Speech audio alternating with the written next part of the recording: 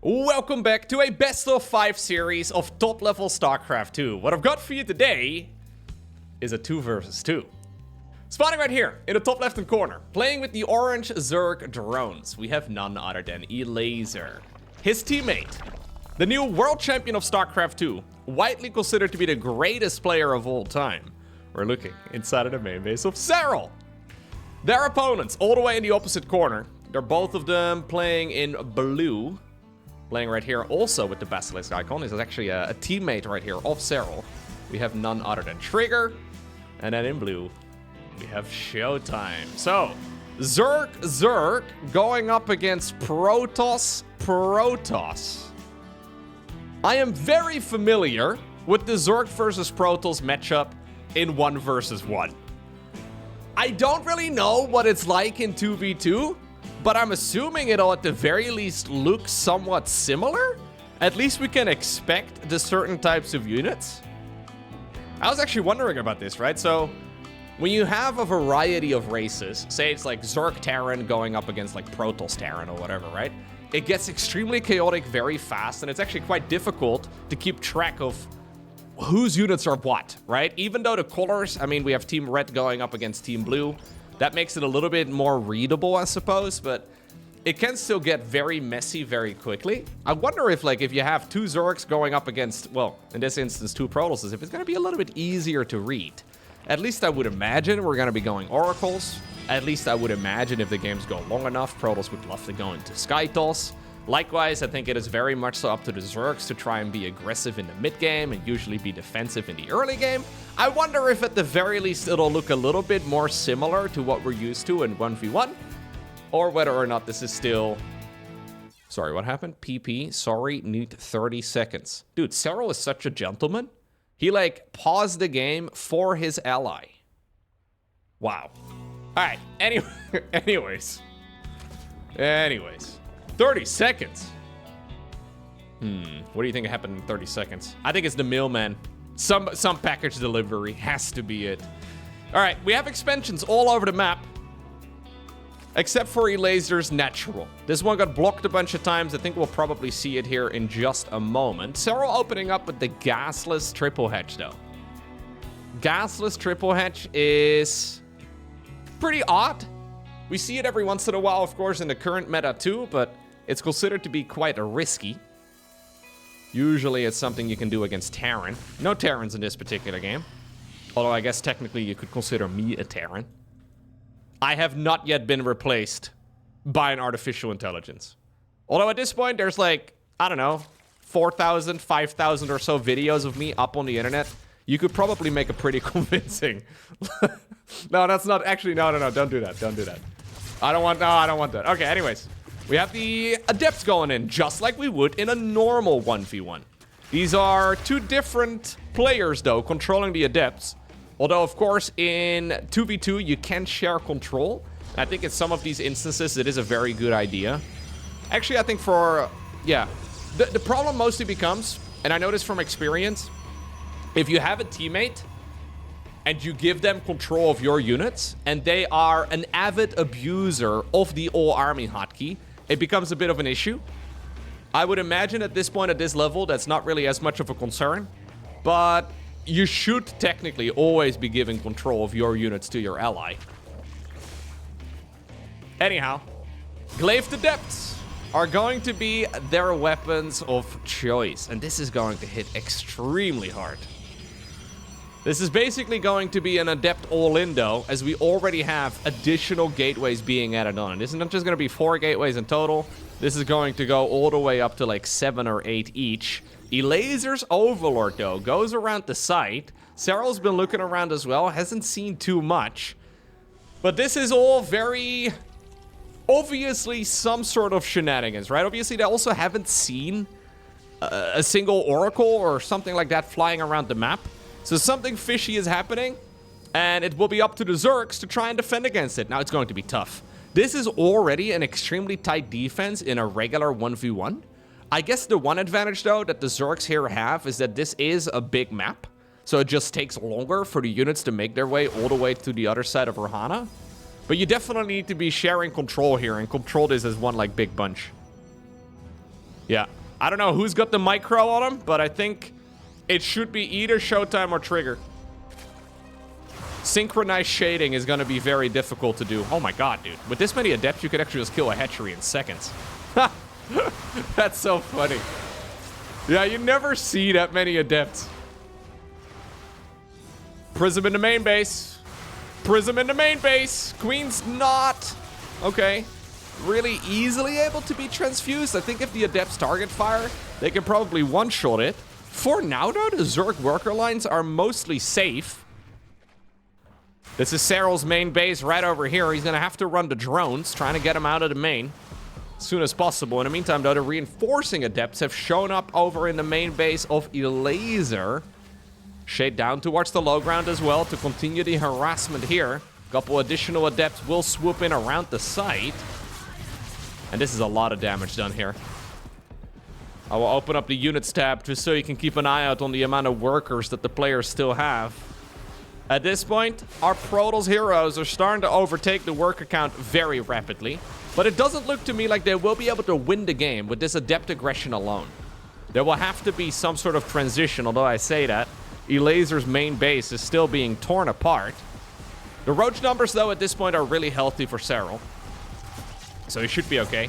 Link Bane follow-up, by the way, here from Elazer is starting to become a little bit problematic because he lost the Baneling Nest. It'll be hard to play Ling Bane without Bane. At that point, you're only playing Ling. As a matter of fact, ShoWTimE is still dancing. ShoWTimE is still dropping and trying to get as much damage down as possible. Looks like Trigger has also taken control of his own prism there as both players are just dropping left, right, and center. Okay, so 13 drones died on Elazer's end of the map. 16 drones, 17 now because the aggression's still ongoing, have died on Serral's side of the map. That is significant, but not irrecoverable. The main problem here is that our Protoss players don't yet have a third base each. And the third base on Rohana is quite far out, you know? Like, you can very easily take the natural here, but then from there it becomes a little bit more open. So you have to be quite committed. And you will probably have to split up your units too. So if the Zerg can actually strike back, I feel like it would be the potential of killing a third, but that's not even what's going on in this particular game. ShoWTimE and Trigger are ready to double down and layer up the aggression, as they're both building up mass immortal right now. And they will continue aggression with another wave of units here very soon. I do believe, though, that Elazer just picked up on it. Yeah, he immediately started rebuilding that Baneling Nest. They're going to need a huge army. Creep is going to be an advantage. Creep is considered neutral, so the players will both benefit from it. You can build stuff on your allied creep as well, for example. That's not an issue. Unless, of course, you're a Protoss or a Terran, then you can't build on it, but... Let's see. Yeah, this hatchery is never gonna happen.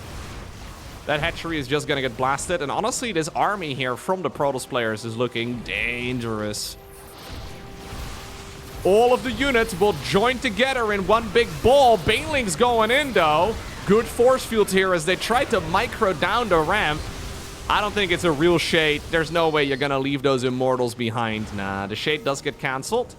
Clearly, it's one of the two players here committing, although some of the adepts are back in the main. They're coming out of that prism. Serral's still dancing with the biles on top of the high ground. So much damage, though, is being done here across the board, but the Zergs do appear to be staying around. Immortals are living up to their name so far. I don't think a single one has gone down just yet. If the Zergs can hold on for another few minutes, Protoss will need another base. They just can't really sustain this for much longer on just 2 mineral lines. Okay, the dancing does continue though. Yeah, the dancing will continue until morale improves. And with the Immortals starting to gun down the roaches, it is painful. 54 and 46, exactly 100 adepts have died so far in this game. I don't remember the last time I've had a single match, honestly, where 100 adept died. Definitely not pre-10 minutes. Kind of insane. It's actually kind of a very short units lost tab so far. All right, anyways, they're moving up. They want to try and move into the expansion here on the top of the map. This is Serral's third that he's been mining mining from rather completely unhindered thus far. Some nice biles are raining down. Zergling run by in the meantime down south as indeed the third bases of our Protoss heroes have started up. They need it mostly because the main is starting to run low. So half of the mineral fields have already been mined out and the probes are not efficiently mining anymore over there. Usually 10 minutes or so is when you can expect players to need a new mineral line pretty soon. If they're still sitting on only 2, that is. And Serral honestly has been looking like Serral here, huh? Maybe not surprisingly so, but he's been holding well against 11 Immortals. I don't even really understand how he's been pulling it off. That army of the Zerg is not really nearly as good as that of the Protoss, but the positional advantage here is big. And I guess just a handful of Banelings making it difficult for the adepts to shade in also needs to not be underestimated. Trigger has decided to go into the Storm upgrade right now. ShoWTimE still has the majority of his units around. He's also the only one now with a third base still up. Looks like Trigger had to cancel his right over here on the left side of the map. Zergling run by here for Elazer will confirm that nothing here is going on. When you have 2 players, surely one of them will put a unit on hold position and the wall off. I guess it might not even be necessary here to really run in, because there will just be adepts with glaives getting warped in immediately. All right, Baneling speed is going to finish up here for Serral in just a moment. Looks like the Prism gets denied over here on the left side. Archon drops, fair enough. Ooh, misrally the Immortal, that's a little bit unfortunate. Trigger has started up a new base right now too, but it's Serral's time to start striking back. Serral has 100 supply over his ally. Force fields are good. Corrosive Biles will be able to shut down the force fields though. Can we get another layer? Second layer also pretty good. There's the storms. Lovely bit of micro right there on the side of the Protosses working together in unison.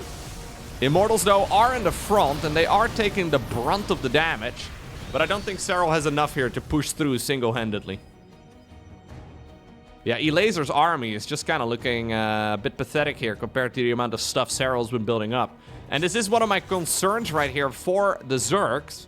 They're still very much so stuck on like early game tech. I mean, they have some mid-game upgrades, but there's no Hydras, there's no Lurkers, there's no Spire, there's no Hive, there's nothing. So I think ShoWTimE and Trigger are doing the smart thing here. If they can chill for a little while and just build up their economies, maybe max out. Yeah, you don't really want to give too much wiggle room either, right? That's the main concern, I suppose. But if they can max out, it's going to be extremely difficult for the Zerg to try and stop it. Keep in mind that you can always resource share as well in 2v2. So if your ally is really struggling, you can give them resources, or maybe if you have some specific flavor of cheese in mind, you can always feed your ally as well. Maybe focus on mining and then give all of your money to your ally. Either way, Templar Archives coming up right now for ShoWTimE as well. I think Storm here is actually a great choice. We already do have Storm for Trigger, so maybe it's a redundant upgrade. Maybe it's actually better for only one player to get Storm and to just dump the gas onto your ally. It will save you the resources and you should still technically be able to get the same number of High Templar out anyway. At least in theory that makes sense, but theory oftentimes does not reflect reality, as we do have the push coming in though. The force fields are once more pretty darn good. Banelings just known to achieve too much. Looks like the Zergling run by over here has also been deflected. Corrosive Biles will not land onto the force fields, but they did land on some of the Protoss units, it looks like. Immortals though still living up to their name. The High Templar! The High Templar, oh no, they're forced to storm themselves. That's a lot of damage done right there by Elazer. Corrosive Biles of Serral also do connect onto the Immortals. There's just not a whole lot remaining here for the Zergs, though. I think you guys need to commit. I think you push through right now, ShoWTimE. I think you warp in reinforcements, Trigger, and send in more of the dudes. You have so much. The Zerg's economy is also their main advantage. Prism, by the way, going around the back again. Archon has 26 kills. Woo, gets snatched up. 0 shields, but it does stay alive for a little while longer. And so far, this choke over here has been absolutely monstrous for Serral. I would love to just see the rocks getting knocked down. I think that would be absolutely critical. But it might not even matter anymore, as finally the Protoss players are starting to break through. And that will give them the 1-0 lead. Okay, next up, we find ourselves on a Reclamation. Zergs in the bottom right, Protoss players in the top left. Now, if you're enjoying this series so far, please do me a favor. Hit the like button down below. It really does help. It's just one of those little things that's completely free, but does help the YouTube channel get a bunch more, well, usually viewers, right? I think basically the way that the algorithm works is that YouTube has like a viewer in mind, right? For these sorts of videos, and when they see that a certain video gets a lot of traction, they will probably recommend it to other folks with similar tastes as well. With very refined tastes, might I add. Imagine not watching StarCraft, you know what I mean? Like, what do people even watch? I have no idea. What is there to watch? I have no clue. I gotta say, though, compared to Protoss Terran going up against, like, Zerg Protoss or whatever, that first game of this series was really quite readable. Right? Like, we had the Adept, and then the transition towards the Immortals, and there were, like, layers to the aggression that were all pretty readable. I think one of the more difficult parts about casting team games is just the non-stop chaos. But that previous game had very quick, like, ebb and flows, right, of the different power spikes for the players. And it was nice to see. The Zergs there almost, well, claiming a comeback. Elazer just fell too far behind after the early game Adept aggression, and he just really couldn't climb his way back into the game. But at least there were opportunities there, and Serral is still an extremely dangerous player. Now, what I would really like to see is a strategy where, I don't know if that's really even a thing right now at the highest level of 2v2, but I would really like to see a strategy where, say, we have, I don't know, Elazer going mass Mutalisk, and Serral is sending him all of his Vespian gas. Something like that would be really cool. I don't know if it's really viable, but if you think about it, right, if you can have, well, Mutaling is quite a common unit composition. If you can just have one of the players going Mutas, and then the other guy mostly focusing on mining, dumping all of his gas, and then sending his additional minerals on Zerglings, it's a very viable strategy. I don't know if, like, realistically it's easily done, because you can't auto-send resources. That's kind of one of the things. You have to basically click a little button in the top right-hand corner of the screen, and then scroll up as quickly as you can to send all of your gas. And it is a bit of a weird system. If you could, like, auto-send some of resources, or, I don't know, like, basically do it once a minute or so, that could be very interesting. Either way, here go the Adepts again. A Cyan Adept, a Blue Adept, Teal, Light Blue, I don't know, Turquoise. No, it's not Turquoise, that's Teal.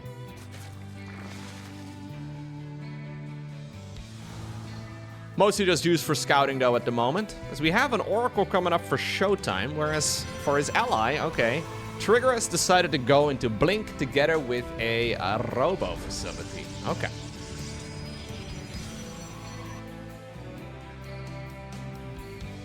It's only a single Oracle, but single Oracles can be powerful. Then again, Spore Crawlers coming up for both of the Zergs. No mining yet here for Serral's third. So I don't believe that the Oracle is going to be able to do much more other than maybe get a... Nope.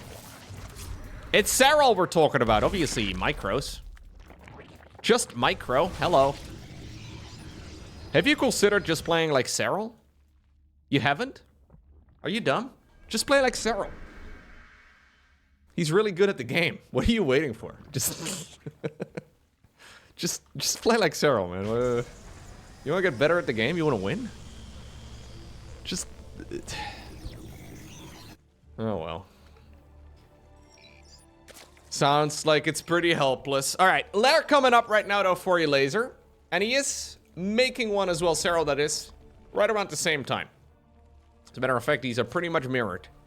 It's like they did a countdown. It's like 3, 2, 1, Lair start. Blink is going to finish up here for Trigger, but what exactly is he going to be able to do with just his own units, right? So normally Protoss can move across the map against Zerg at this phase in the game and actually get some work done. But when you have two players making Zerglings for defense, you can get overwhelmed very, very rapidly. Nice Blink, though. Even just forcing out a bunch of units here could be enough. Observer will move up towards the high ground and scout out exactly what's going on there for the Protosses. And they will actually begin the aggression here. It is a lot of oracles, 4 of them in total right now. 4 oracles. I think you should make even more oracles, if I'm being honest with you. Like 4 is just kind of, you know. Bunch of stasis wards are going down though. And it is difficult for the Zergs to engage because of it. Base over here on the low ground is in a world of trouble, but it looks to me like Trigger wants more. ShoWTimE saying, yo, let's just kill the hatch. Trigger saying, no, let's just go win the game. It's a ballsy play. You can at the very least threaten to go up to the high ground and then always kill the hatchery on his way out. Oracles are now without energy though.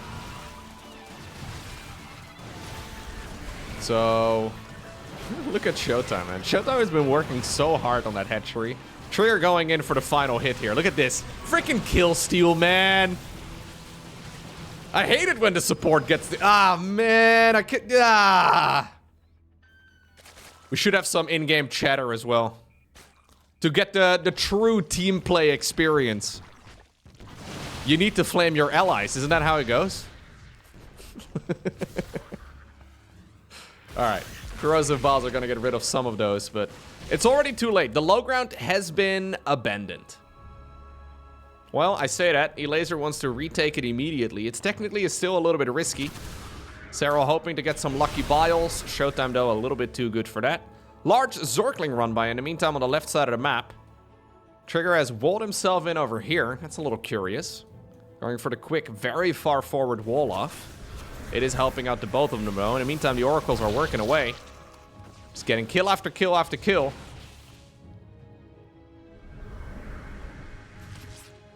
So far, Elazer does not like roaches. He has become a Zergling guy. In the previous game, he didn't have roaches. In this game so far, he also has not yet made a roach warren. No. He's going quick upgrades. Elazer, by the way, has always been playing this game a little bit differently than all the other Zergs. It's one of the reasons why I think he's actually a very fun player to watch. There's a lot of, like, established rules, you know, quote-unquote rules that Zerg players have, and Elazer is like, nah, I don't believe that. I don't actually think that's true. For a while there, you had a rule that Evo chambers in Zerg vs. Zerg were a waste. He found that it was better to have the extra units rather than the extra upgrades. And it turned out for a while there he was actually right until the meta shifted. Likewise, he's also been a big fan of very low queen builds. So look, he's doing the same thing right here. Normally, Zergs make like, I don't know, 7, 8, 9 queens or so. Elazer is a big fan of like 2 to 3 queens. No more than that. He thinks they're overrated. And I like it, you know? I think he's wrong in that particular regard, but I like the stubbornness. It is nice to see a little bit of variety. And I think likewise, he probably also believes that the roach warren is not really necessary here. Especially not when you have an ally that will do it. Lurker Den coming up though here for Serral. Hive building as well for Elazer. Elazer has +2 melee, but no additional tech. So I'm curious to see what he's going to do, because like I guess it would make sense to go Ultras here. Nice defense here, though, against those Lings. Serral right now maxed out. Look at the supply count, by the way. 200 versus 89. I mean, obviously, he has taken some damage, but it's... I mean, I guess the 100 plus Zerglings are painful. Like, they cost quite a lot.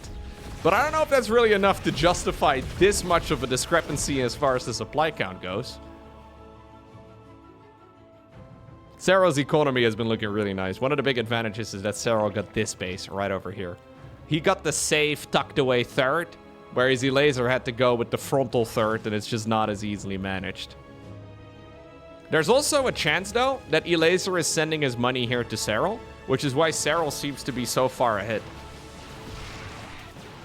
See, I'm doing the StarCraft player thing, where even in a team game, I'm like still turning it into a competition between allies. Which is really, like, this is a bad mindset, man. StarCraft has ruined me as far as that goes. Like, everything turns into a competition with me. Everything's a competition, even against my allies. You're supposed to work together. Anyways. The Zerglings are putting in the work, though. These Ling run-bys are painful. Protosses are struggling. They are finally getting another kill here, but there's a lot of damage here moving in. There's currently 12 Immortals available in the game. And while they can pass through the spine fields quite nicely of those lurkers, I don't think you need quite that many. Serral's roaches are going to get countered. Honestly, Serral's army is countered here quite well. I think this is him not really overextending, but giving up on these roaches. Yeah, he wants to replace them with more and more lurkers. It's that weird dynamic, right? Where, yes, Immortals are good against lurkers, but if you have enough lurkers, they will just kill the Immortals. Nidus Worm in the meantime, though, all the way in the back. Spire now coming up here for Elazer, who just got Hive, by the way, for +3 melee and Adrenal Glands. So Elazer's strategy is Zerglings. I think he has been dumping at least some of his gas onto his ally. Either that, or he just, yeah, he's only got 3 gases in total. He just doesn't really care about it so much. Really just focusing on all of that. Now, the stasis wards here are nice. They're slowing down Serral quite a bit. The Foracles show up once again, as we have a transition from ShoWTimE into Tempests. Trigger, in the meantime, though, still stuck on a ground-based army for the time being, and he is gonna get overwhelmed here by those lurkers eventually. Serral now has 20 of them. The Spire, by the way, is very late. I think it's mostly just to deal with Skytles. I'm fairly sure the plan is for Serral to be the defender and for Elazer to be the aggressor. These Zerglings are really hurting. They deal so much damage. Like, +3 links with Adrenal Glands, their DPS is absolutely through the roof. And for all intents and purposes, they may as well be free. +3 finishing up right about right now. It does mean, though, that Serral is mostly now focused on the defense by himself. And when he's facing off against 2 very big Protoss armies, life could be tricky. He is helping out with the aggression in the meantime, though. Very ambitious High Templar. Hoping to buy a bunch of time. Corruptors are now starting to show up, and I would love to see Serral send some of his 5,000 resource bank to his ally. He's got 5,000 dead resources, whereas Elazer still has 70-ish army supply left over that he can add into the mix. Makes me a little bit worried. Like, if ShoWTimE and Trigger pool their resources together right now and build one really large army, I mean, if they attack right now, life is scary for the Zergs. He is doing a good job, though, Serral that is, single-handedly keeping these Protoss armies at bay. Tempest numbers are big, though, at this point in time. We're already up to 6 Tempests. Corruptors are going in with Caustic Spray. Man, Elazer's harassment has been through the roof. He's committing. He's doubling down. That is a Nexus down, but the question is, at what cost? Lurkers going in. Serral moving through. Elazer has been murdering the opponents with harassment, but his supply count is still nothing to write home about. But maybe Serral has found an opportunity now, because of all of that harassment, to push through. There's a lot of Stalkers here, but fully upgraded Lynx should be able to make short work of it. I'm mostly concerned here for the Skytles army. These Tempests are going to be able to tear everything apart, slowly but surely. Every time they're firing, something dies. And there's no reliable counter from the Protoss players for it just yet. You know what? That Mass Immortal army that I was criticizing earlier, it is starting to be extremely useful now, as the Lurkers also did die. 24 Lurkers have gone down, 6 Immortals only. At this point, we still have 11 Immortals in total in the game. Economies are still looking good. What a lovely back and forth so far.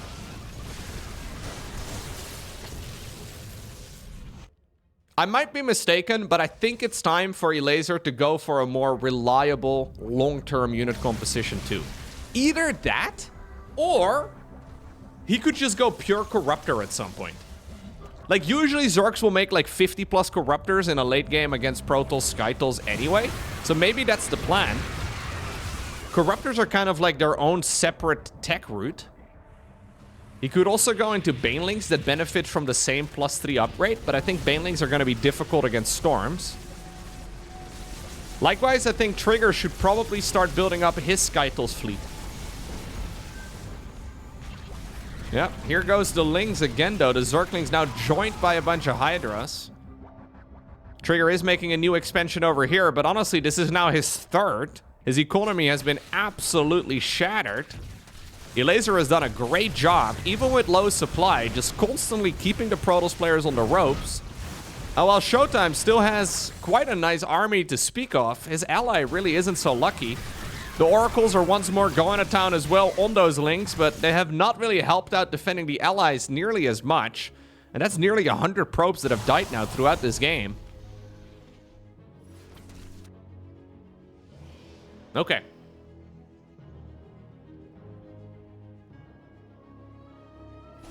Serral's supply count, by the way, has also taken a nosedive. I don't know if he had to spend all of his resources or if he decided to send some of it to Elazer, but his army is not looking nearly as menacing as it did just a few minutes ago. Trigger still capable of warping in a whole lot of expensive units too. What about his army, though? He may actually be getting surrounded right now. Serral coming in from the bottom. Elazer tries to move in from the side. A lot of Elazer's army supply, though, is in those Corruptors, who's now using again for caustic spraying down another Nexus, and that is extremely effective. Another one bites the dust. And if you look at the minimap right now, right? I mean, it's mostly ShoWTimE for Protoss. Trigger has been knocked back to the Stone Age with only 29 supply remaining. And cumulative, at least, Serral and Elazer are going to be okay against this type of army if they can control everything well. Oh, he's trying to target it down, but the Corruptors are clumped. The Corruptors are clumped. Storms and Archons, man. You gotta be so careful. These guys will slowly regen HP, but it's gonna take several minutes. And at this point, I don't know if the Zerg players really have those minutes. Elazer sleeping on the job for just a moment, immediately gets punished for it. Weakened Lurkers are also gonna get shut down, and the Tempests are just trying to hit whatever they can. I think you can go ShoWTimE. It's a dangerous decision to make, but I think this might be the one moment to actually push through. He sees right now, look at how low this army is. Most of this is like one storm away from disaster. I think he's going. I think he needs to. In the meantime, there is a counterattack as well, though. Serral and Elazer working together. Yep, this army here from the Zergs is absolutely plummeting. The Immortal count is still high, but I mean, the Hydras and the Lings did actually accomplish their tasks too. I wonder, though, if Serral and Elazer should have had those units at home to try and help out with the defense, because sometimes when the sledgehammer starts moving, it is pretty much impossible to stop it. This is a super scary army. ShoWTimE can effectively just point his Immortals onto a single thing, and that's it. It looks to me, by the way, that it's mostly Trigger microing the units. In the meantime, the Storms, the defensive ones, are really good. Looks like the Hydras, though, together with the Lurkers, are on top of some of the production, so that'll be the end of the Robo production for now. Keep in mind, you can always recall. Corruptors are thinking about going in around the side. Serral and Elazer are trying to set up a bit of a surround. Already a pre-split right here, though, on the Protoss units. The Storms are good. Archons are going to be critical. Archons are sleeping on the job. I think there's only one remaining here. Apparently, we're just ignoring it, actually. Okay, sorry about that, Tempest. You guys have been written off. Zergling run by over here on the left. Recall was used, but will not complete. I don't know exactly what was being recalled. I'm guessing it was these units right over here. Okay, ShoWTimE's going in deep. ShoWTimE is ready to commit into the main base right here of Serral. There is no easy way home other than a recall, but I don't think that's really the plan. He's got so much supply still available and 2,500 minerals in the bank too. Storms on the ramps, man, that's so risky, but I mean, I think he should have saved one of them. Archons will be morphed in. Zerglings are swooping around the side. Hydra's drones also helping out just to mess up the target firing, and ShoWTimE may have just thrown it away. Getting a little bit trigger happy on the ramp was just a bit too much. Then again, though, that was only part of his army. The other half is working away at some of the outer bases of Serral. Serral's been knocked down to only 40 supply. Likewise, Elazer doesn't have much remaining anymore either, and I think ShoWTimE's bank is going to be their saving grace. Serral using the Nidus network here to try and save those Hydras for a little while longer, and yes, GG does get cold. Even though ShoWTimE overextended with that army in the main base, he had enough of a bank to bring home the victory. Okay, next up, we find ourselves on Crimson Research Lab. Is it laboratory or lab? I don't know. Either way, after that match, I went out and got myself a little bit of coffee because, well, I didn't go out. I went downstairs and I got myself a little bit of coffee because that was probably the best game of 2v2 that I have ever seen.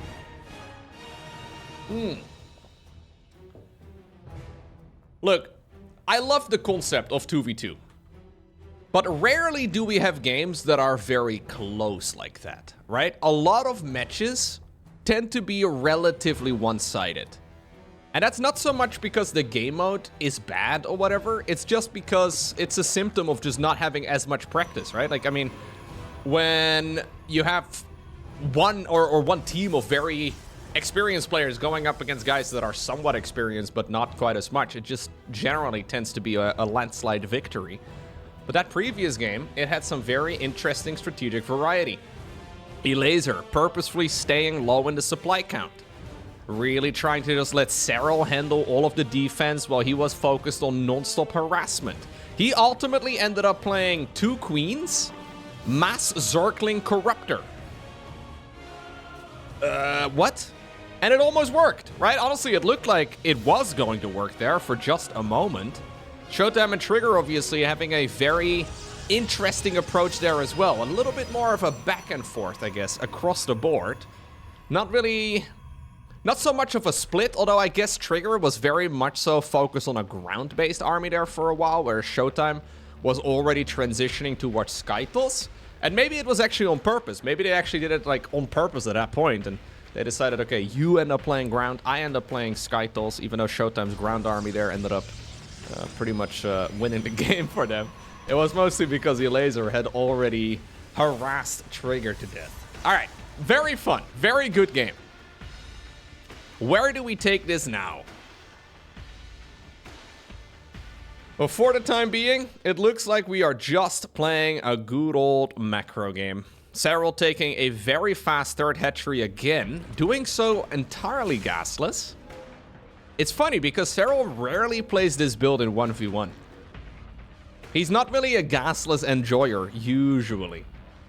Elazer opting to go for a bit of a faster gas himself, but also by no means super quick. He's just building it up, though, with that evolution chamber, or with that evo chamber, with that spawning pool metabolic boost upgrade. In the meantime, on the other side of the map, we do have the Stargates building. So 2 Stargates. 1 for ShoWTimE, 1 for Trigger. Adept will move in, at the very least get a little bit of scouting intel. Third hatchery now also here for Elazer on the left. Yeah, there is a little bit of prime real estate on these maps. I think this base is much easier to defend than the one that Serral took. But I guess it's because of the way that the spawn locations are, right? Serral spawned on the right, so he doesn't get the easy expansion on the left. Alright, Adepts are going in though, trying to mostly just scout out here what's going on.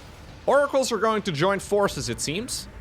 Yep, and again, we have 1 player controlling them. So this was the light blue colors, making me believe, like the little selection circles underneath, that it's ShoWTimE who will be microing these oracles here. It's so critical because you need to be firing in unison. If you're both controlling 1 oracle, you're just always losing. You're losing time in communication. It does force a little bit of trust. It's a team building exercise. It's funny because usually RTS players are terrible at exactly that. Like, let's be real, most of us play 1v1 RTS games because we hate having to deal with teammates. Like having to have teammates that are just, I don't know, griefing or going AFK or that have bad internet connection or they're like typing in the chat, come on, bro, you're never gonna reach Challenger anyway. Why are you trying so hard, bro? Or am I just talking for myself? I hate that part of playing team games, most of the time. It's a lot of fun when you play with a set team. But if you're doing a solo random queue, not ideal. Close defense right there, though. ShoWTimE just barely finishing up the wall. He does decide to cancel it now that the threat of the Zerg has passed. Hydro then coming up here for Serral. Lara just started for Elazer, opting again to go for the very, very fast +1 melee. Ooh, 5 oracles already. Bzzzt. Lasers! I love lasers. Double Spore Crawler in the mineral line, though, from Elazer. I kind of love it. It's so uncommon to have double Spore, but it's the only right thing to do here. He doesn't have 2 in the natural expansion, but it looks like Elazer is gonna... Or sorry, ShoWTimE and Trigger here are gonna have a look on the right side of the map to see if Serral is doing the same thing. Serral not opting to go double Spores. I wonder if he's gonna pay the price for it. Even though I guess the tucked away base on the left is a bit easier across the board. It is not easier as far as the air defense goes. And we have a split again, by the way. So 3 oracles on the right, 3 oracles going into the main base too. 2 spore crawlers, though, are waiting over here. Spire comes up for Elazer. It's a Tempest. Or sorry, not even a Tempest. It's a carrier rush from ShoWTimE. Look at this. We have 3 carriers already being produced. Now, Serral doing Serral things. Serral sees it before the first carrier spawns. Lurker then coming up for him right now. Okay, so we have a bit of a split. Elazer going into the Corruptor, the anti-air army. Trigger going into the ground. And Serral also going into the ground-based army. So it's a combination of units that should flow really nicely together. But we do have a bit of a role, I guess, assigned to each of the players. Serral's playing ground, Elazer's playing air, ShoWTimE's playing air, Trigger's playing ground. Now, it might merge together at some point. Maybe all of them will end up playing air. But at this point, it seems like we have some defined roles. ShoWTimE is getting Storm as well. That'll always be nice. Actually, hold up right now. I'm getting everything mixed up. Wait, did they change color? Is that what's tripping me up over here? I think ShoWTimE may have been dark blue in the previous game, and Trigger may have been light blue? Okay, correction. Trigger is the one playing air, yes. And ShoWTimE is the one playing ground. I think they swapped colors, man. Either that or I'm dumb. Which I am also fully accepting of, but... this is chaotic for everybody, casters included.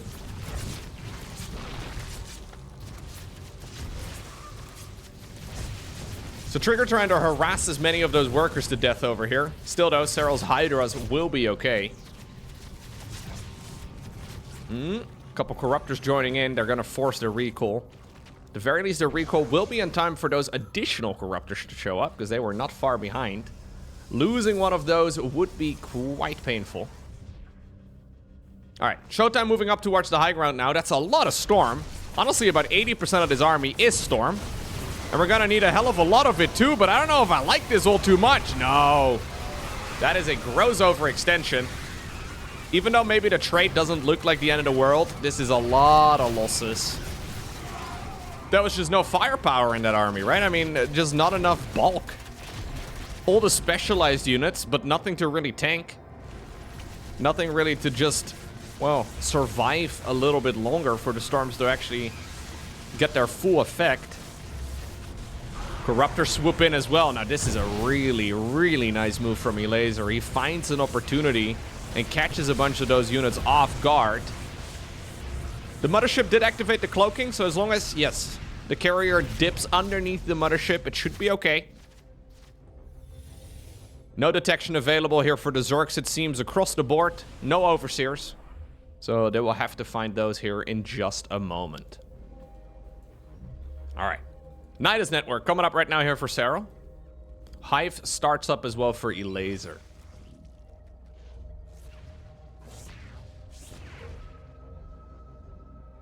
Not a lot of spellcasters actually yet from the Zergs. Serral again, significantly quicker on maxing out.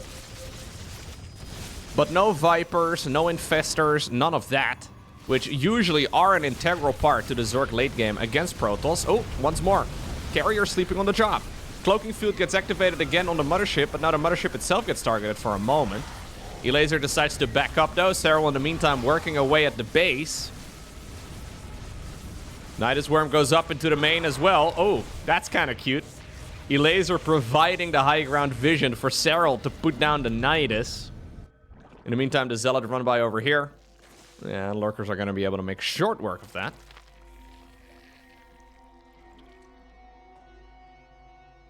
Okay. It's still carriers. Now, we don't see a lot of carriers anymore in the current meta, mostly because of the fact that Tempests are cheaper in supply. Like, they're just a better unit across the board most of the time. There is a point, though, where, especially with, like, +3 attacks, already, though, with +2 air weapons, that is, the carriers are very, very powerful. But starting off with them is an interesting choice. It just seems that Zergs here, without those Tempests, right, they're just able to run circles around this type of army. The carriers is awkward to engage. When all of the interceptors are out, then the carriers are really powerful. But in these type of spots, I think I would much prefer Tempest for the defense.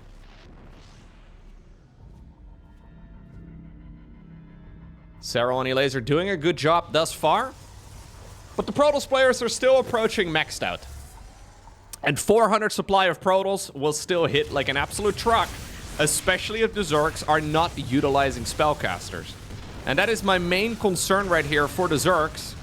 They just don't have that slow grind, that, well, energy gain over time that tends to be so valuable. High Templar, ooh, are a perfect example of exactly that type of unit. They tend to gain more value over time. Mothership putting in a lot of work, but that is so many Corruptors. Ay, ay, ay. Elazer points where he wants units to die. And that includes, well, all of the troops that just fell. How many Corruptors does he have? 32 at this point. That explains it. 32 is enough to one-shot practically everything. Army value here, though, for all of the players is quite high, but triggers is lacking. And that's our main concern at this point. Elazer has got so much supply caught up in only Corruptors that as long as he doesn't fly into storms, he should be okay. Then again, though, Serral's army is getting wiped off the map. He's immediately replacing this with more of the same. 31 Hydralisks coming in. He will have to build up a bunch of Lurkers again, too, but his gas bank has plummeted. So at this point, Serral's gas, honestly, is really nothing to write home about. It's a bit of a problem. ShoWTimE has all of the gas in the world, but not a whole lot of minerals, which is also a gigantic issue. I'm not liking the spot anymore much for the Protosses. This is becoming a big issue. Zerglings are going to town everywhere. There's burrowed units, there's Nidus worms. Protoss is being eaten up by the inside out, or from the inside out. And they're also not really capable of taking the main engagement particularly well. Do we swoop in? I think we swoop in. Say goodbye to your carriers. Yep, GG gets cold. There's no way out of this one for the Protosses. Take me down to the Emerald City where the grass is green and the signs are neon. Alright, I will never do that to you ever again. We do find ourselves, though, on the 4th map in this best of 5 series. Second match point right here for our Protoss players.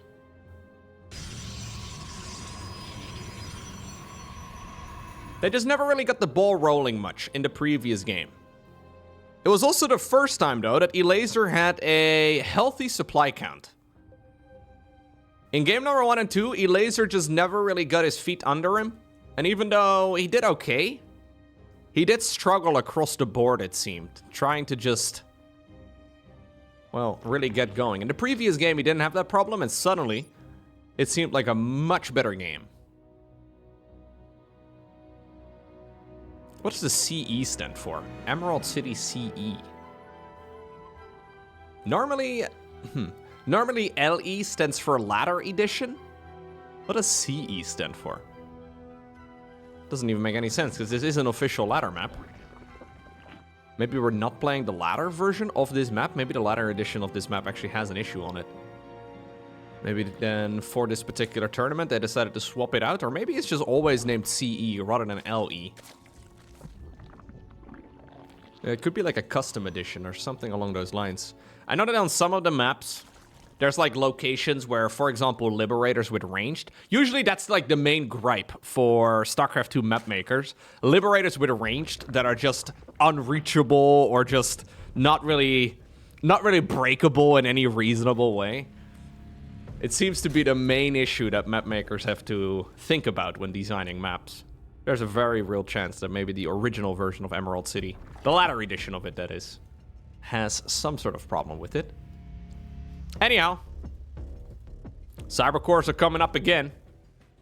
And so far, this hasn't really been a very cheesy series, right? Even though ShoWTimE and Trigger, some of the previous games we've seen them play, they don't really mind going for the more aggressive approach. It seems that they have decided that the Zergs here are uncheesable.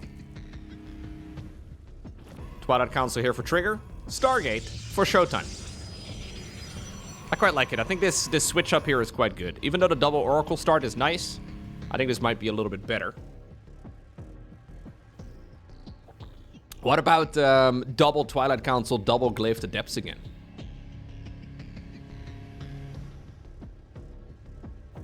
Maybe on a map like this, it's not so easy. Because on the first map of this series, we had that wide open space over at the third, and this does feel kind of like a tight choke point over here, and then you would have to like kind of, yeah. It's much easier, I think, to defend for the Zergs on this map. This seems to be their go-to, though. One of them going into Skytos, or at least the Stargate, and then the other one going into a Twilight Council. Oracle and Blink. It's the best of both worlds. Oh. Adepts are gonna shade.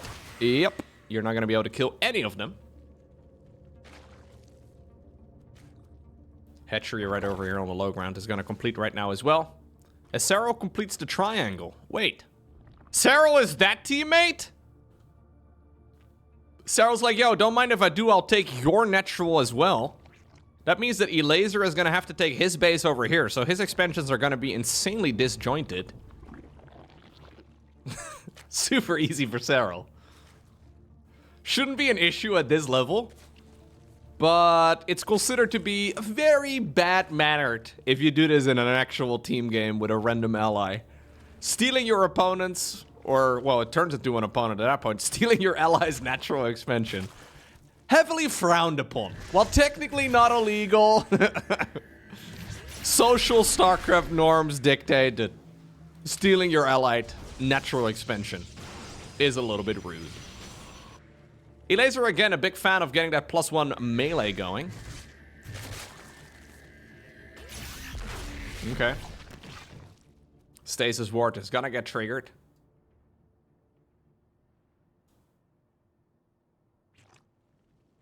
Lair comes up here for the Zergs, though. Serral a little bit later on his gas expenditure, it seems. Okay, he decides to go missile. So we have Twilight Council and Stargate on the one side of the map. And then +1 melee and +1 missile on the other side of the map. Usually that's a big difference as far as the unit compositions go. ShoWTimE goes in, though. Trigger goes in, actually. Through the middle of the map.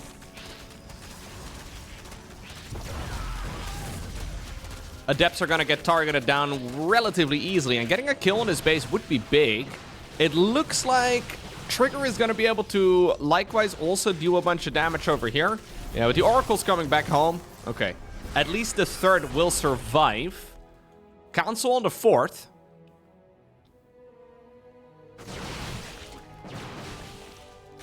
Still, the Zergs already have 6 bases now combined, which is quite a significant amount, and I think they're pretty much done droning. Yeah, Serral is pretty much done droning.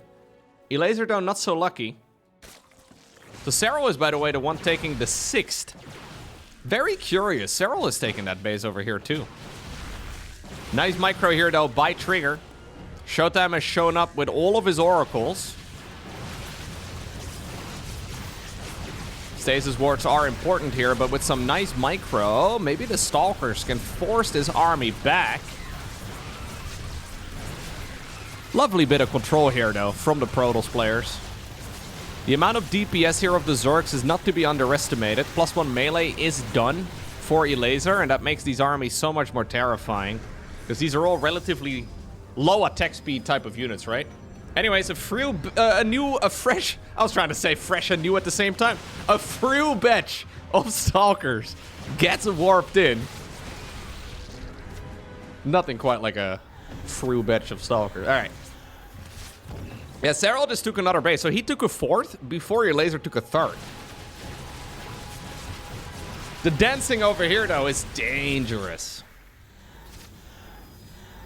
The Hydras? Ooh, stasis wards. Okay, if they would have walked into one of them, that could be a problem.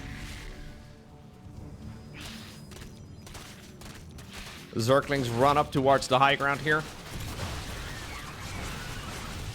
Yeah.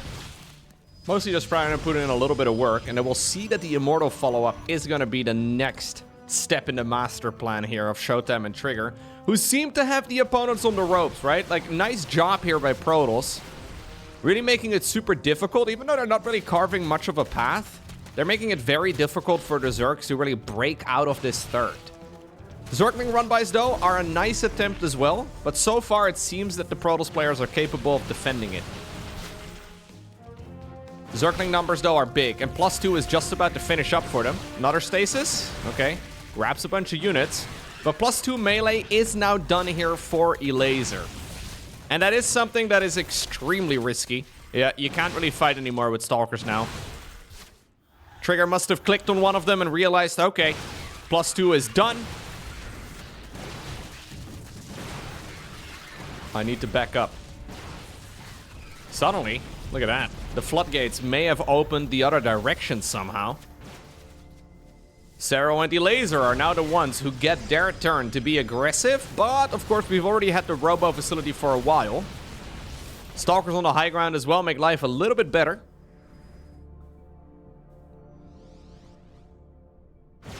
Okay. Looks like Trigger wants to retake the base over here as well on the low ground now. ShoWTimE taking a 4th. He's a vertical guy, apparently. Look at that.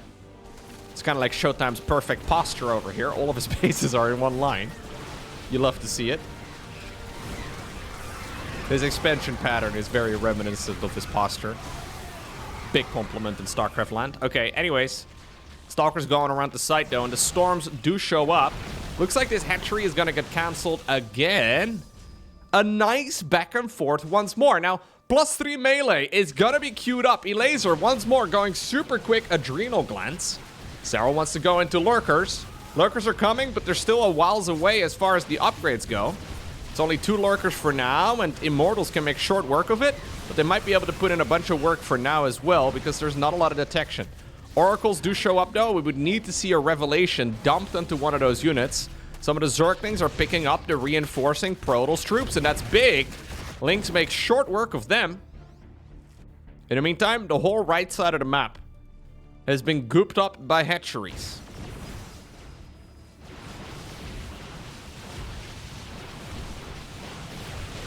Trigger knows it, right? So he decides to move on over in this direction, but this is giving Serral a bit of time to increase the lurker count, but it looks like he did not expect this at all. Nope, Elazer didn't see it, Serral didn't see it, the Zergs, get caught off guard, and they're gonna pay the price. That is -1 hatchery, but +1 Archon. +2 Archons. No. It got snatched up right there by the Prism at the last possible moment. In the meantime, there was also a bit of a push inside of the main base. Probably some units that got warped in there or maybe shaded past.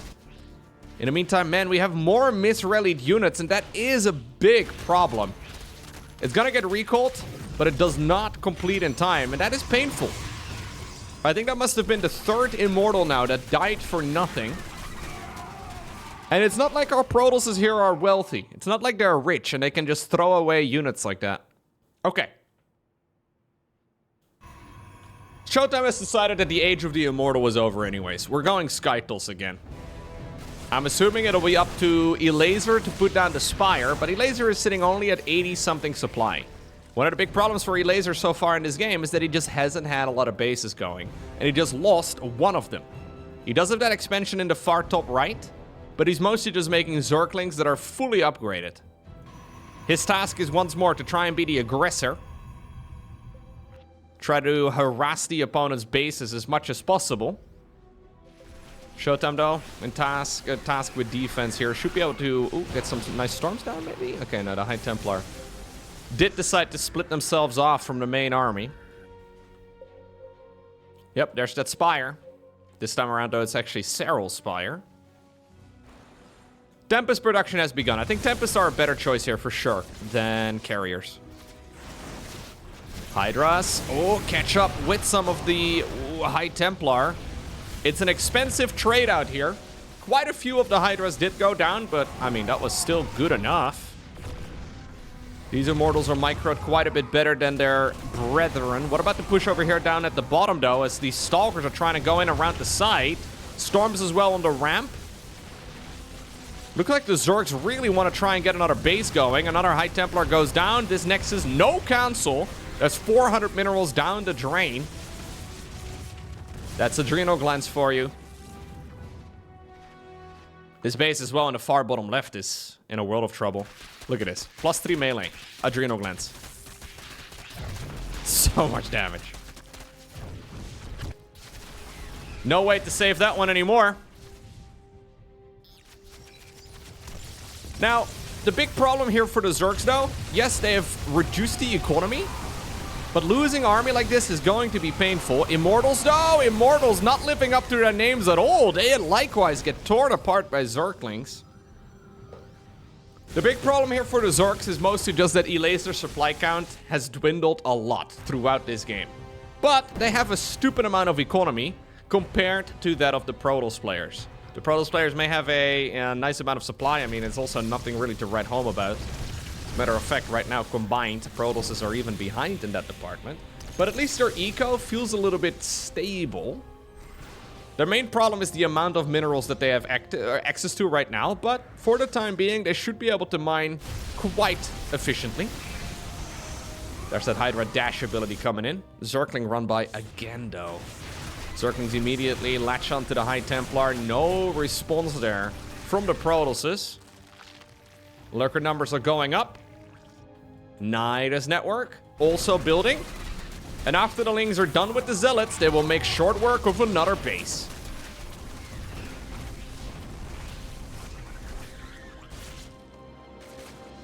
Elazer is really good in this type of game mode, man. It's really fun to watch. Sometimes it feels like StarCraft players can be a little bit rigid, like a little bit set in their ways. I feel like Elazer has got this very free-flowing approach to him where he's not afraid to just mix it up. And I think he's also one of the players that experiments more, just with variety. Nobody would play a quick +3 melee with Adrenal Glands in 1v1, but it's clearly a very effective style in the 2v2 game mode, right? Like, he's doing so much. The supply count can be a little bit deceiving, though, for the amount of value that he's been providing to the team. Recall here towards the mothership. This might just be the play that the Protoss players needed all this time. ShoWTimE has decided to send pretty much his entire force to the other side of the map, but it's been extremely expensive. So many bases have died for the Protoss. Oh my god, dude. We're just dropping storms left, right, and center. Do we have enough to stay around?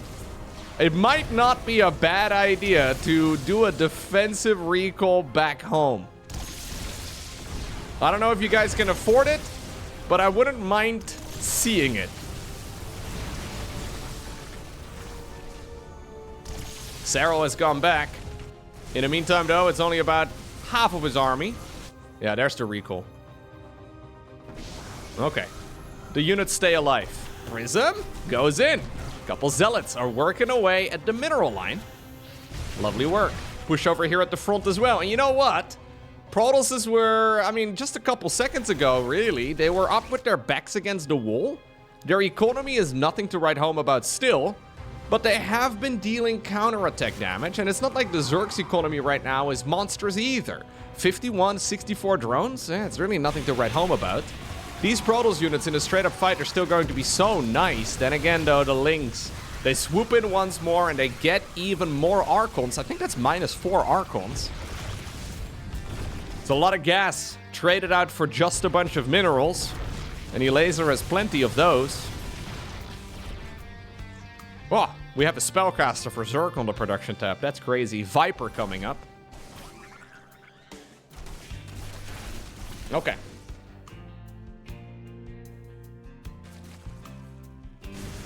Difficult to split up your units in general as a Protoss player, but it looks like, again, Trigger and ShoWTimE are doing it just right. They don't have a lot of firepower, though, to just go ahead and kill the hatch, and maybe this was an overextension in the end. No detection available is a bit of an oversight, because the lurkers are putting in a lot of work. Actually, there is detection available. He killed one of the lurkers, but for some reason left the other one sitting underground. Okay. Yeah, splitting your units is tough, because these units really do benefit from synergizing with one another. Sometimes you do need to split. But it's really tempting to just keep it all together in one big ball. Still though, look at his army. Not one that is easily taken care of. Serral and Elazer still thinking about constantly committing to those counterattacks. But you might be opening yourself up to the full bulldozer approach. Where Protoss will just, use all of their armies combined to try and deal with yours. At the same time though, we do have a split up as well, again from Protoss. It's a risky business, but it's the right calls. Looks like Serral, by the way, did take care of that base over on the left side of the map.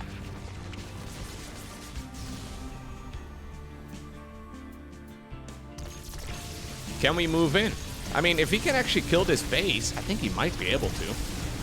This is all ShoWTimE. Huge army. Big storms. Serral shows up right now, though, with the Corruptors of his own. Nice feedback on the Viper. Immediately the Viper dies. The Zerglings and Hydras moving in as well on the left side of the map.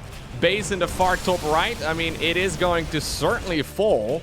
In the meantime, well, we still have this ground-based army also happening, but that is another Nexus down the drain. Hatchery in the top right has also disappeared. Man, what an excellent back and forth so far. Ay, ay, ay. Elazer is down to only 40 supply. Serral's still maxed and he's got a bit of a bank. Elazer has a lot of minerals remaining, but no gas. So he has a difficult time remaxing out. And it looks like with all of the Zerg units now finally coming together, they will be able to delete at least some of the units, but it's only about half of the Protoss army, because the other half is working away and killed another expansion in the far top right. Trigger did get some of the units out of there. Elazer has been knocked down to just 36 supply. He doesn't have larva. Like, that's his main bottleneck right now. Because he lost so many of his expansions, he just doesn't have enough larva to reliably stick around. Okay. ShoWTimE and Trigger have successfully retaken some of the lost expansions. Not that long ago, they were stuck on just about 5 bases combined. Now they're back up to like a healthy 8. At least healthier.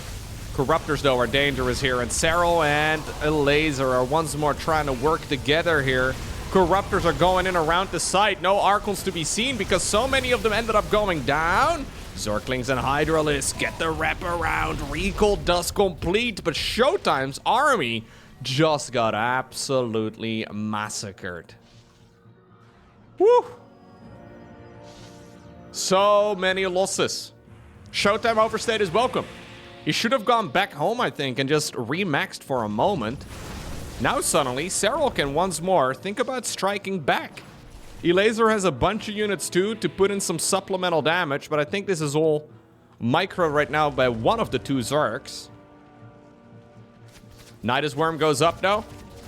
They'll help getting those reinforcements in a little bit quicker. Corruptors using their caustic spray once more. Absolute chaos. Absolute chaos. What a brilliant game of StarCraft. I feel like Elazer hasn't gone above 50 supply in a while. Somehow, some way, though, they're still in here. Counterattack here by Trigger, too. He had a lot of minerals remaining of his own, so he decided to drop some of that onto some of those zealots. No lurker set up for the base defense like we ordinarily see, so maybe Trigger can actually just, well, go in and swipe a whole lot of those bases to death. I love this. Splitting off the zealots, going after more bases. Natural expansions, though, are being destroyed by Serral. He just killed the one of Trigger. He's gonna go after the one of ShoWTimE here next. There is no expansion in the far top right. Trigger is going to check and see that indeed that is not the case. Elazer remaking another hatchery once more. Elazer is literally sitting at, yeah, just 18 drones. But he doesn't have any mineral fields to reliably be mining from because everything that he has been mined out. He needs a new base. Serral's bank has also fully depleted, and so has ShoWTimE's. Trigger still has some resources in the bank, so he can maybe get some additional units going here, but it seems to be very Archon heavy. Nidus Worm in the top right-hand corner too. Mostly, I think, just to allow those Hydralisks a way to escape. You should certainly be target firing it down. Oh, okay. Dashing through the storms with the Hydras in the main. Too early for that? Okay. Nidus Worm is also gonna get shut down, though. In the meantime, it looks like there was a skirmish over here. Just some Zerg corpses seem to remain. Bunch of Zerglings over here on the left. Reinforcing zealots of ShoWTimE, though, have shut that down.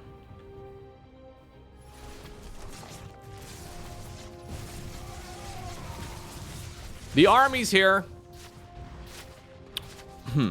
The armies here are nothing to write home about. It's mostly Serral, right? So look at the army value in the top left.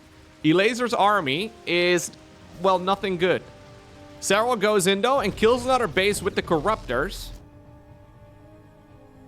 He's an extremely resilient player in 1v1. And he's gonna have to bring every single bit of that out as well for this particular game right now. Serral could single-handedly clear this, but it's not going to be easy. The economies right now of the Protoss players, I mean, they're absolutely destroyed. Serral goes in, kills another one of those Tempests. One of them is low. There you go, another one-shot. He has a decent army here remaining on the ground too, and I think he can take down his army. Yes, he can. GG gets cold. And miraculously, Serral and Elazer even up the score. And that means it all comes down to this. Final game in this best of 5 series takes place on Yellow Jacket. Earlier on, ShoWTimE and Trigger were 2-0 ahead. Elazer and Serral, though, have fought back and are looking to complete the reverse sweep. One probe has gone across the map immediately. It looks to me like Trigger is mostly just here to try and deny the low ground. Yep, no expansion for you, Elazer. But that never really seems to bother you all too much. He decides to go for the slightly further forward base. Serral has decided to take his good old natural. This map, by the way, called Yellow Jacket because of this incredibly pixelated and, well, just questionable yellow jacket, I guess, in the middle of the map.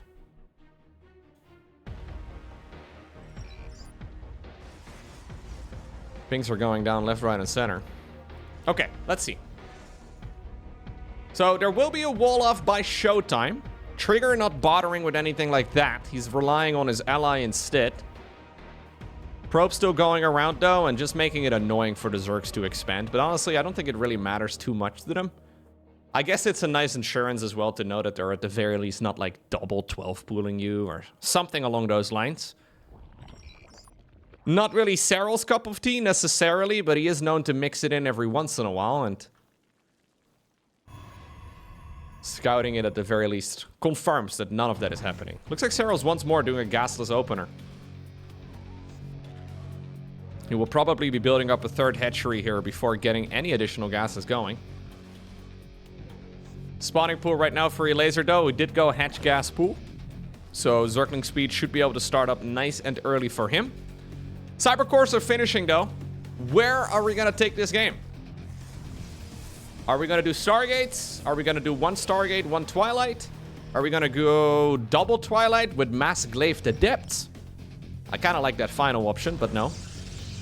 ShoWTimE decides to build up a Stargate right underneath the vision of the Overlord. And we have a Twilight Council. Okay, so this seems to be their go-to. When in doubt, one of you go Twilight, the other one goes Stargate. Fair enough. They should be blinked together with Oracles.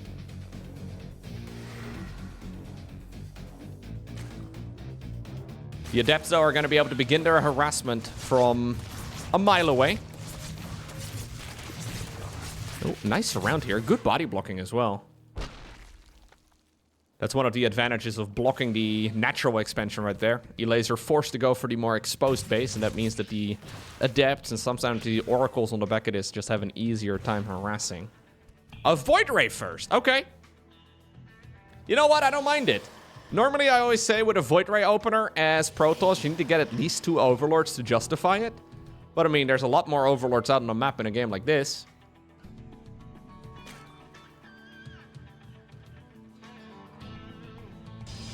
Robo facility already, and it is indeed going to be Blink, by the way.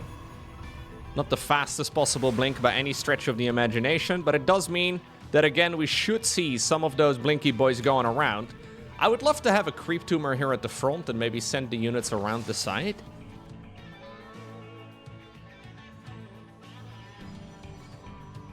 Because I think the Stalkers will probably engage in this section of the map. In the meantime, Elazer making a whole lot of bases all at the same time. Super late on the 3rd. Decides to just take a 4th immediately, too. No quick +1 melee, though, here. This time around for Elazer either. So it looks to me like he is ready to go ahead and mix it up. ShoWTimE is looking to try and take a 3rd base of his own. Taking the mirrored location to the one that Elazer took right at the very start. Void Ray, by the way, already 2 confirmed kills. There's still a Zergling up north. Looks like 2 Overlords must have died here. No. Yeah, actually. Both of the Zergs lost 1 Overlord each. And so far, I mean, this has been a perfect game for the Protoss players as far as the units lost go. What about the Stalkers, though? And this has me a little bit concerned here for Elazer. Normally, you want to spread creep out onto the map to slow down the Stalker advancement. And those Stalkers are basically going to be straight up until the hatchery, right from the get-go. It's very Elazer-like, though, to not focus on creep spread. But this time around, he also did not focus on the +1 melee. So usually, like in the last game, for example, their out was him finishing up Zerglings with upgrades. Now we're not going to see any of that. Oracles working together with those Stalkers. It's wonderful. Normally, this is the type of follow-up that we see in a normal game of 1v1. After the Oracle harassment, but we're only 5 minutes in, and we already have these armies working together in unison. It's really nice. Twilight Council, Forge, a Robo facility as well added into the mix for ShoWTimE. He did only go 3 Oracles rather than the 4 from the previous games. Shows up right now as well with the Adepts at the front. Where is Serral at the moment? He's brought the Queens in. Queen's going in around the side, but I'm really liking this attack right here from the Protoss players. Yeah, it's just right. Without creep, when you can hug the base pretty much right from the get-go. I mean, right now they're getting a little bit greedy, honestly. I wouldn't mind seeing Trigger just kill the hatch and playing it safe. The Void Ray, though, has decided to use its prismatic alignment to just target fire down whatever. And ultimately, the hatchery will fall regardless. Now, just like in 1v1, I do think you need a follow-up here. I don't think you can just really complete the win with Stalkers, right? It just doesn't really make a lot of sense. So where are we going to take this game from here? Well, finally, there's a 3rd Nexus going up here for Trigger. Void Ray, by the way, in the meantime, also working away at the newly made 4th hatchery here of Serral. Serral's economy is still completely unhindered, so he's sitting at 66 workers. Totally fine. Totally comfortable. He probably wants to go into Lurkers from here, but that's still a while away. Templar Archives starts up the Storm upgrade. Charge on the back of this as well right now for ShoWTimE. So, yeah, we actually have charge for both of the players. I think ShoWTimE here going into Storm does make a lot of sense. He was late, of course, with the blink because of the oracles. So instead, we're going straight into charge slots with oracles and Storm. Nice snipe over here, though, by Trigger. Gets another base kill. And these Protoss armies are working together so nicely. What about the Zergling run by? Maybe Elazer can actually start working on a bit of a comeback. Both of the Zergs have taken a lot of damage, but these type of Ling run-bys are to be respected. And at the very least, they're forcing all of those units back home. Couple High Templar get surrounded. One of them goes down. Oracles have also returned back home. In the meantime, the Zerg army is on the hunt. But there's not that much for them to hunt down. Moving in here is going to be tough. There's already a lot of static defense. There's already stasis wards set up. Lurker Den indeed coming up here as Serral's next weapon of choice. Quite predictable in that regard. Should be plenty of storms available, though, to keep the Zerg army at bay for now, unless we get surrounded from two sides. +1 melee finishing up right now for Elazer. Storm from the high ground is juicy. Woo! Nicely done right there by ShoWTimE. Okay. Now, I think the Zergs are forced to chill now. Map control has gone back in favor of the Protoss players here. And now with the Storm done and Charge also finished, I really think the Protoss players have another banger of a layer to their timing attacks. We started off with Oracles, we started off with Stalkers, now we're adding Zealots with Charge, Immortals, and Storm in the mix too. Zergs do not yet have all of their Lurkers going, and not until Seismic Spines is done and the Lurker numbers are big enough are Zergs really able to start, well, competing with this type of unit composition. So Serral and Elazer are trying, but I don't think it's going to work out for them. They will be able to get a surround, though, and that might be able to give them all they need. A bunch of the High Templar are storming down. They will merge into Archons before they ultimately fall.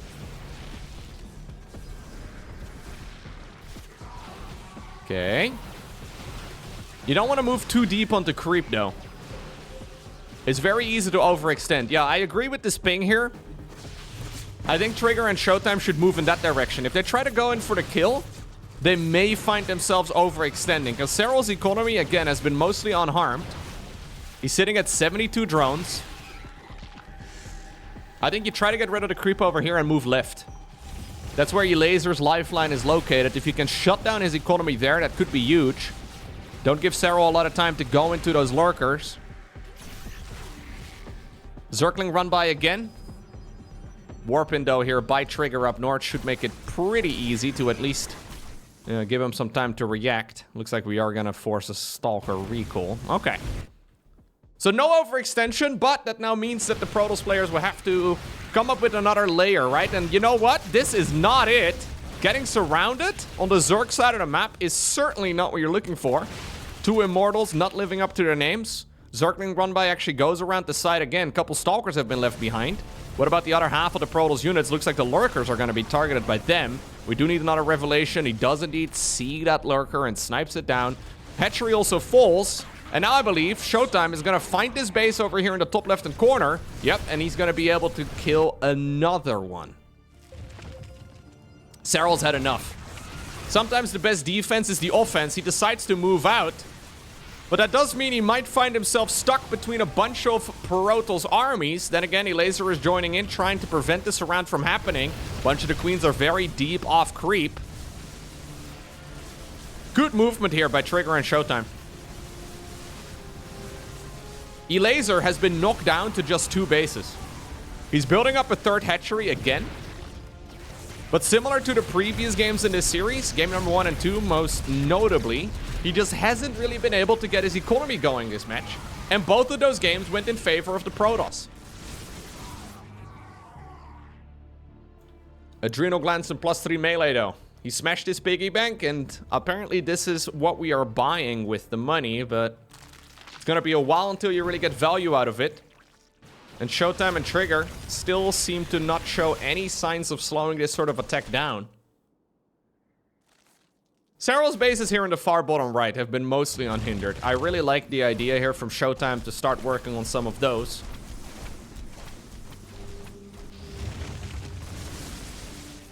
You don't want Serral to suddenly whip out 17 lurkers here. He's got 6 of them at the moment. 2 more coming up. Okay, looks like ShoWTimE is also trying to pass through the creep over here. Stasis ward could be good. Only a few Zerglings are trapped, really. Carefully backing up while the army of Trigger is moving in on the left. Mostly just trying to buy time with this force, it seems. Extremely action-packed. Supply-wise, honestly, anything can still happen. I'm liking this spot better for Trigger and for ShoWTimE, though. Like, across the board, their armies just look more reliable to me. Zerg is kind of stuck on that, like, early, late-game army. But only one of the two. Elazer's units are basically just Zerglings. Yeah, it's 67 links, and that's it.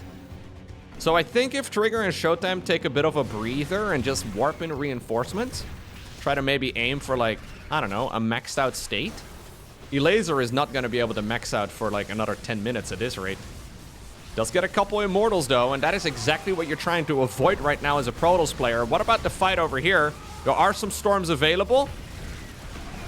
He's hunting for the perfect location. Sometimes you just gotta take, though, what you are given, and, well, those Storms are pretty darn good. Zerglings over here, easily cleaned up now, but they did already get a bunch of value with those Immortal snipes.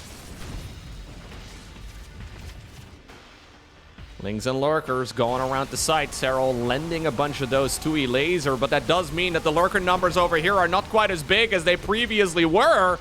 ShoWTimE and Trigger immediately show up here, and they will be able to at least force this army back home. A recall on some of the Protoss units now because the Zerg counterattack has arrived. That's where those additional Lurkers went. Zerglings working away at a Nexus. That Nexus is easily going to be killed. What about the hatcheries over here, though, at the bottom of the map? I mean, ShoWTimE is going to just pass that one by. He wants to go for the one a little bit further south, which seems to be the lifeline of Serral. 2 Nexus, though, did get deleted up north. Okay. ShoWTimE slowing it down a bit. Trigger's units also joining in. They will go after that base instead. Looks like there was another cancel, though.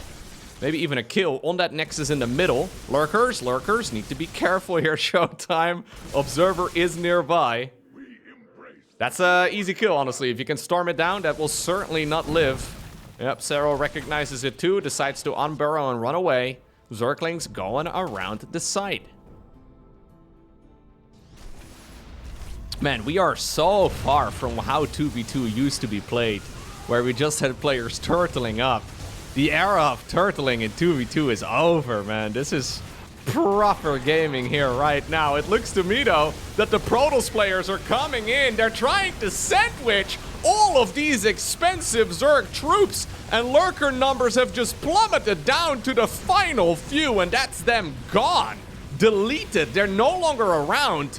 Middle of the map here once more. I mean, that's another expansion down the drain. Elazer has now lost that expansion like 5 or 6 times. Honestly, at this point, when the balloons are stacking up together, you may as well kill all of the Overlords.